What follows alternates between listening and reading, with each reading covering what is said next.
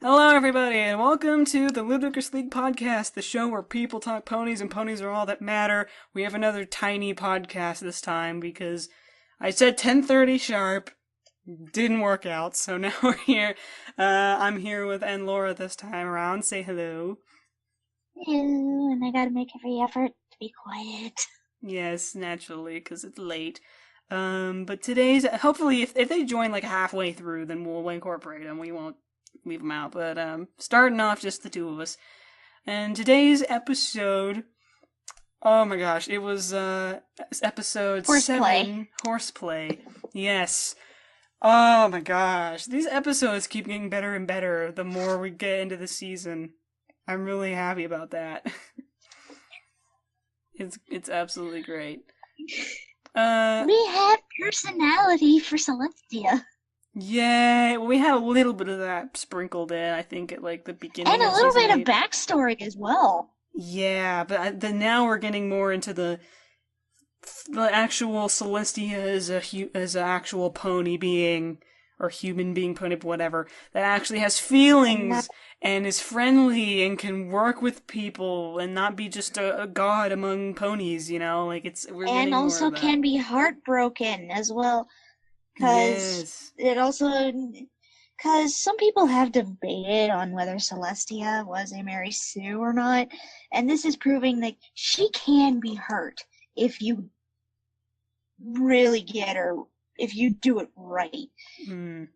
Yes, indeed. So, for those that don't know how this works, we're basically one at a time gonna go through all our thoughts on the episode, and at the end we'll do a rating out of 10. And we go in alphabetical order of our usernames, so I will go first.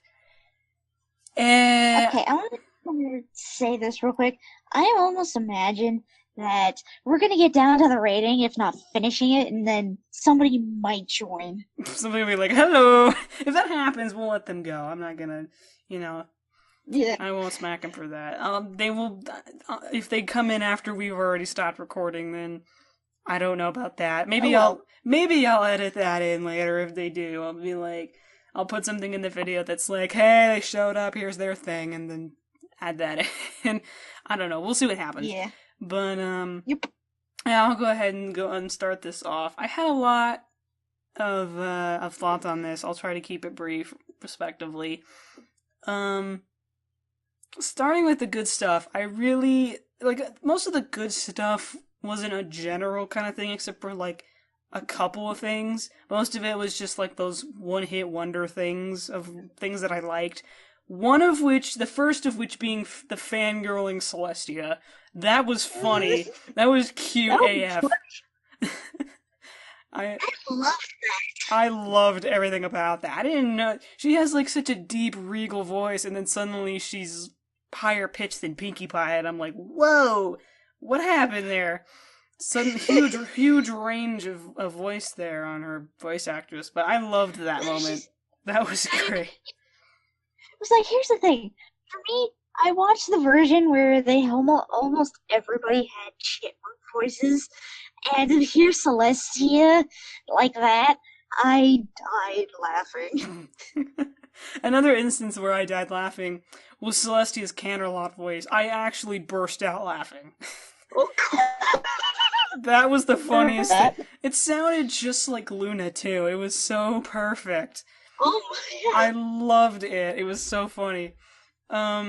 Spike's commentary as well. I really liked his snark. Spike's commentary is getting better and better throughout the episodes. He just gets snarkier, more sarcastic, more like he's a one-hit wonder kind of a guy. He's just like says what it is, what we're all thinking essentially, and it works. It's perfect.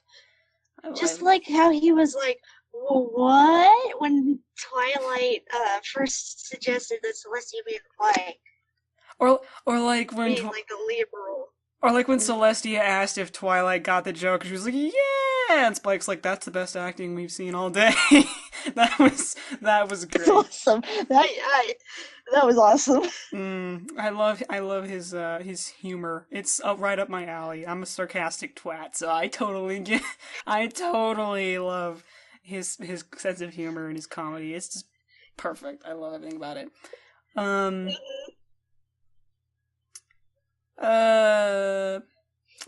move on. I have more stuff, but I don't want to go through everything in case you have stuff that's the same as mine. But I'll go to the cons briefly now. What do I want to start with? I didn't like Pinky in this because she just seemed more oblivious than she usually is, especially because the only time she was doing much was when she was using all of her effects on set, and AJ was just getting madder and madder at her. Like, she never got the hint. Even at the beginning, when AJ was like, how many times have I told you not to do that? And she would just be like, oh, like 1,000 times. No, she literally said the exact number. It was like 300 and I want to say 47 the first time. It was, unless you're telling me now, then 348. Yeah, I'm just like, why then have you not changed it? If she's told you that many times, why have you not stopped doing it? Because I know Pinky's oblivious, but she's not that ignorant of what people ask of her. She's not that... It doesn't ignore people that much when they ask stuff from her. It just didn't fit. That kind of reminds me of some of the people I find who are comedians that just don't know when to stop being funny. It's almost the exact same principle. Mm-hmm. She just wants to keep being funny, but she doesn't get the hint that that's not welcomed in this scenario. When they're trying to prepare for a play that everyone's gonna see, she's still just being... It's like when you take Pinkie Pie and you crank her up a level too high, then it just becomes irritating, and she becomes oblivious and disrespectful, and I kind of feel like that's where she was here. It's the same kind of argument that people had for Philly Vanilli when she was, like, totally oblivious to Fluttershy's feelings on the matter. This is the same thing. It's not as bad, but it's, like, it's still really bad. She's still over that line of where Pinkie Pie's allowed to be that obnoxious. This is over the line in this case. Well, I do have something I do want to say about Celestia and Fluttershy later on, like before the play begins. Okay, what other con did I have? Why did Twilight feel like she had to lie? Because we went over that at the end. She's like, I didn't want to hurt her feelings, but Celestia had the point down. She nailed the point on the head. She's known Twilight forever. She was her teacher. She learned a lot about friendship through Twilight's letters and her lessons. So Twilight should have known from the start, oh, I need to tell her the truth, but she didn't. And she's like, well, I didn't want to hurt your feelings, but, like, that doesn't work, though. Like, this is Celestia. I know she's a regal... There's still that line that that wall that they're putting up between Celestia and all the other ponies just because she's a princess. Like, that needs to come down. It did more in this episode, but it needs to come down, but especially between her and Twilight, because they're close. They're super close. Okay, why am I now having the song, Jericho in my head? When your walls fall like Jericho. That's literally the lyrics of the song, and that is immediately what I imagined after hearing that. I've never heard of that. It's a story about it. All the Christian people will get it, but it's a story about... I can't remember who was the name of the people who were the victors, but they were up against this town, a town called Jericho, that had huge walls and used nothing but sounds and their faith in God to take that wall crashing down. I've never heard of that. That sounds interesting. I get where you made that correlation with the wall thing I was talking about, that wall analogy, but yeah, right. I just didn't feel... Like, I know that was supposed to be the main conflict, and that's fine, because that was the main conflict, but it didn't... I felt like that Twilight was just being too... Like, she was being too paranoid. It felt like it needed to be dealt a little better given their closeness.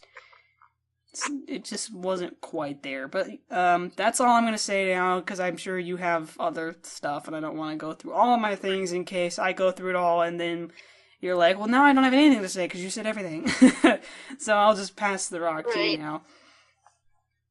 So, the first con that's coming up into my mind is how Celestia brought up the confidence in Fluttershy, saying, "You are a princess. You are strong. You are confident," in imagining. And that helped Fluttershy immensely. I'm like, where were you so long ago? Where was this when Fluttershy was having stage fright the first time? Just imagine her coming down in the middle of the Philly Vanilli episode, just like, well, and you know, yeah, I can see why that she would have been helpful, but at the same time, I think past Fluttershy wouldn't have dealt with that the same way she does now, because she's been through a lot of assertiveness lessons. She could take it now because she's learned a bunch. I think if it had happened, say, in like Philly Vanilli or like, she went up against a giant fire-breathing dragon. Yeah, but I just feel like because it took her so long to get to where she is. I feel like if that same thing happened in like Philly Vanilli or Dragon Shy or Hurricane Fluttershy or whatever, like it wouldn't have had as much of an effective impact on her, because like even though she'd be like, "This is Celestia, she's telling me what I should do, I should probably go by that." I feel like at that point it would have been harder for her than it is at this point, because she's at that point of her development where it's like she can take that and be like, "Oh, okay," and just use it right away instead of being more hesitant about it. But yeah, I get why where you're coming from there. It kind of seemed like an instant impact, like effect on her, just being like, "Just be confident." Oh, okay. Very much. That was how it went.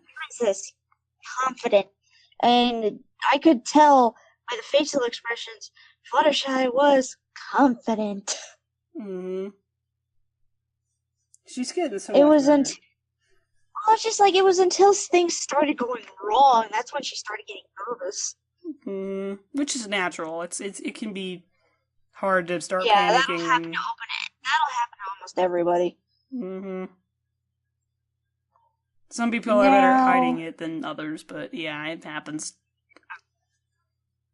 Now, a con for me was the montage of trying to get the perfect sun prop, as well as Celestia learning how to act. And as I'm going through this, it's like, okay, I know she has a lot of imagination.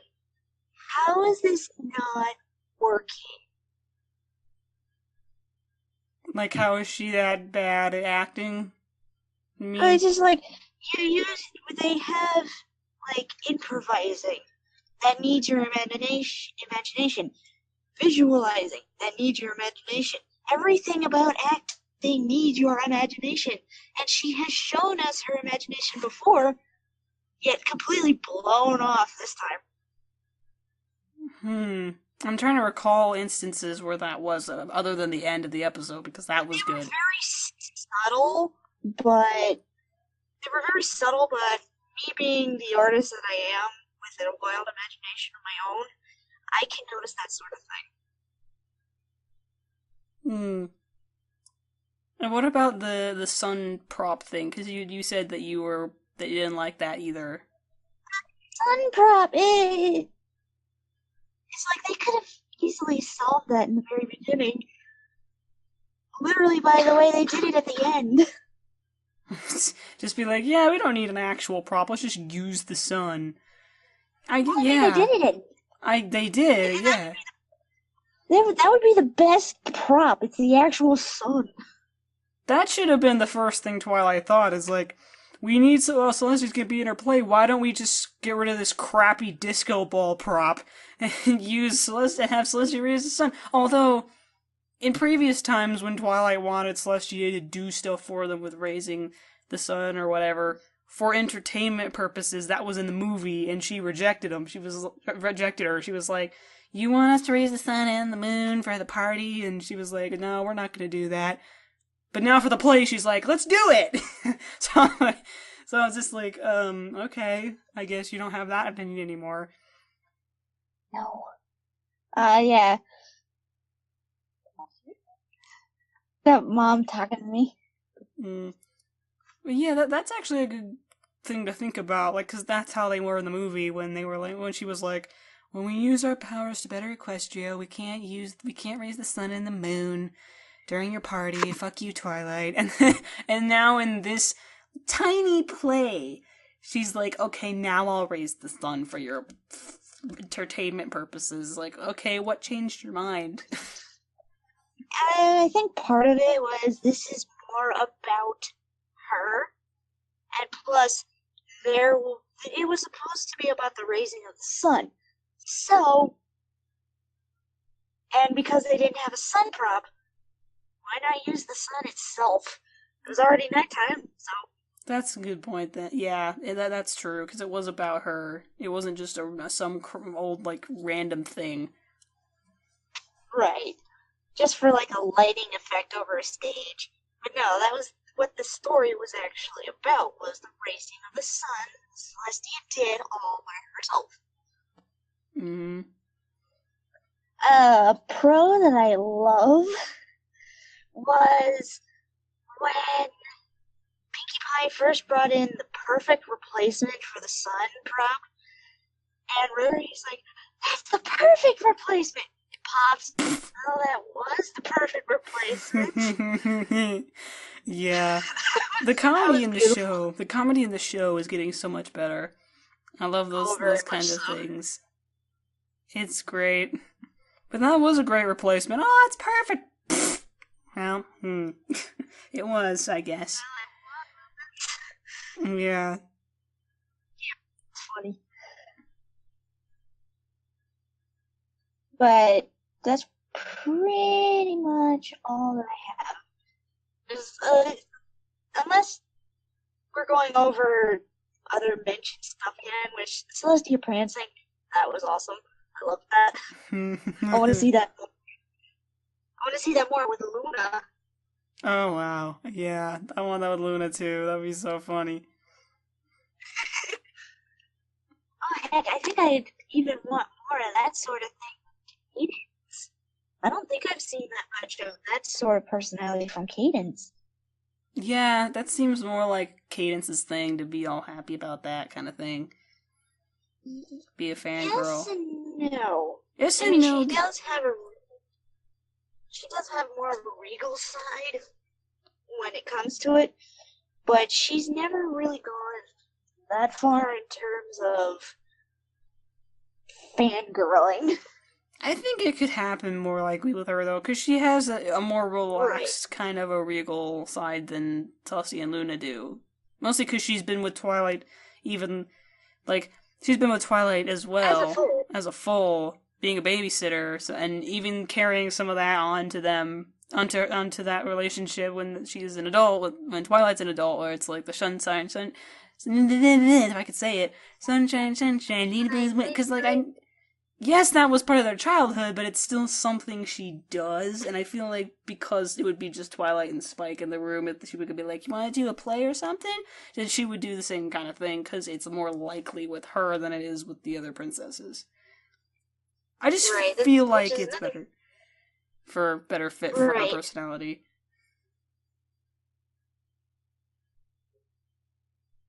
That's pretty much all I've got.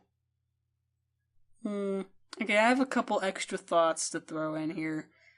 I was gonna say, the Twilight Celestia argument that happened this was before their talk later, but like the actual blowout between them, that was scary. That gave me goosebumps. Especially Celestia. Because angry Celestia is scary as fuck. Yeah, very much so. So that Considering was we haven't really seen her lose her temper over a small thing. This was a bit of a small thing, but she lost it. Yeah, she was pretty disappointed in Twilight. And that was shown. It was really effective. And the moral was awesome. I love that moral. The truth is better than a well-meant lie. I can relate to that on so many levels. It's much better to just be blunt with the truth about it, because then you're dealing maybe with an angry person that way, but if you do a well-meant lie and then it gets found out, then you have to deal with them being mad about the truth and them being mad that you lied. So it's like doubling the mad, doubling the Oh, very anger, much. and the disappointment and the sadness and all that. So just being truthful up front takes that weight off your shoulders, because then when you tell a well-meant lie, you know what the truth is, and that can be detrimental to you. It can like play with your mind and make you like really paranoid, and it's easier to just say it up front so you don't have to worry about it later. You don't have to carry it out and keep carrying it out and worry yourself over it. Just say the truth as it is. Don't have to worry about it. Everybody will be happier in the end, because even if the truth is harsh, at least you're saying it, and then you can deal with that, and then everything's fine in the end, usually. I'm thinking of two more things as well. Applejack. I like this is a really good episode of Applejack being blunt.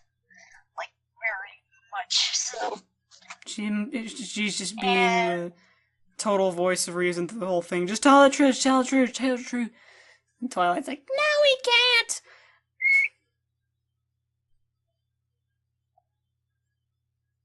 Daisy freaked out. In case you were wondering what that squeak was. She didn't like my squeaking. Yeah. And I don't like how Twilight immediately assumed, oh, you used to do theater, let's put you in the... And she, even before she even suggested putting her as the lead role, she said, oh, I didn't do any theater, but it is something I've been wanting to do. I don't like the fact that she put somebody completely inexperienced immediately into the lead role. Yeah, that was my other con. That's why I didn't mention it, because I thought you were going to say that.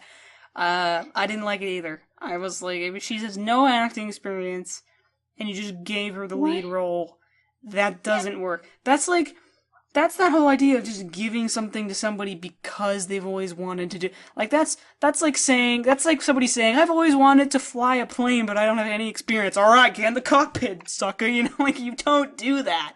You don't do it just because they want to do it. You have to, know what you're doing. Yeah, and yes, it seems, and they took a little bit overboard when they were having Celestia play herself, and she was doing several different things that she normally wouldn't do herself, which is like, okay, if you're trying to act out yourself, you act out just the way you would normally. The freaking robot version of when Twilight said, talk like you're speaking to me. That was weird. That was really weird. I was about to say, why not just tell her, talk like you would normally talk in everyday life, but didn't she do that? Didn't Twilight tell her to do that? Yeah. And it didn't work? She did. But it was like, Yeah, I just feel like that she jumped the gun way too early there. Being like, way too early. Yeah, it didn't work. Just because just because she's saying, oh, you're playing yourself, that doesn't mean that she doesn't have to act. She still has to act. Yeah. That's usually kind of what I say. I was like, okay, do you remember what or how you said, let there be a new day in Equestria all those thousands of years ago? Then I would have said, okay, act as if you were reliving that day. Almost. That's basically what I would have said. Now, if she needed more clarification, I'd try to find a way for that. Oh. Shut up. If I was on Discord, then I'd be a lot quieter. It's fine. I'm being loud. No kidding. Okay, well, I think we're gonna wrap up here. I think we've gone through pretty much everything that there was to talk about. Much. And before you keep getting yelled at for being loud, so we'll cut it off here. Ratings out of 10. I give it a 9. I don't give 9s out very much, but I have to give this a 9 just because, like, you know, the cons, yes, they were there. But I feel like the pros outweighed them more in this episode than it did in, like, the previous ones where I would give, like, 8.5s or 8s. I feel like the pros just did more for me, though. And the cons were just sort of little things to a degree. So yeah, I think a 9's fitting for this just because, you know, not just because it's a Celestia episode, that would be biased, but because that's part of it, like, obviously, because she got more development and stuff. And seeing how she is on the normal level, on the same level as everybody else. But I liked more of what was going on with her, and I liked more, I like the morals a lot. I like Spike. I like all these other things.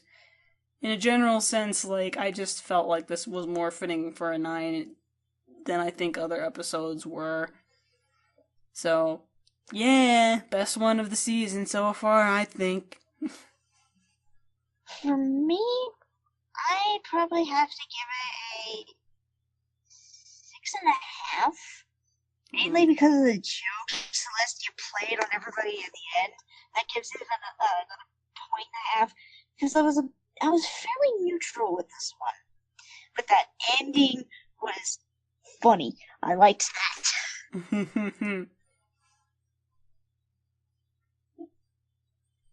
I don't know, I'm a little bit on edge with a 9. I think it's like barely a 9 for me, but it's still a 9. Maybe I'll change it later, but I feel pretty set okay, like just okay with a solid 9.0. just so it's just because I feel like the cons were not major to a certain extent. I feel like other than like the big con of like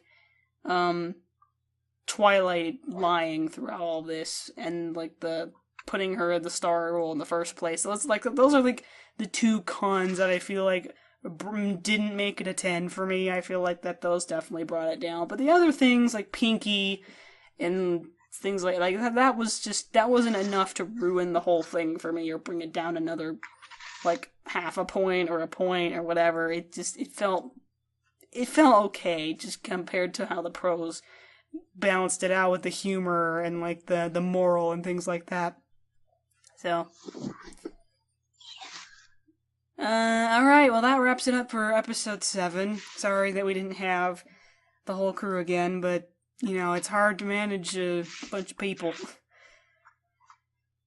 Especially when you have to get everybody out of this sharp time, like we're doing it at this time. Don't miss it. Yeah, you gotta be here. Because we can't stay up till like 1 in the morning waiting for people, so. But yeah, that. I'd be in a lot of trouble. Yeah, but that wraps it up. Tune in next week. We go into episode 8, whatever that's going to be. I don't know how many episodes are going to be in season 8. Most seasons I think are like 13 episodes, right? Fairly certain. So, I don't know, maybe we're halfway there almost. A little over that. But we're getting there, so we will see you all next week with episode 8. Hopefully with the whole crew. Bye! Bye!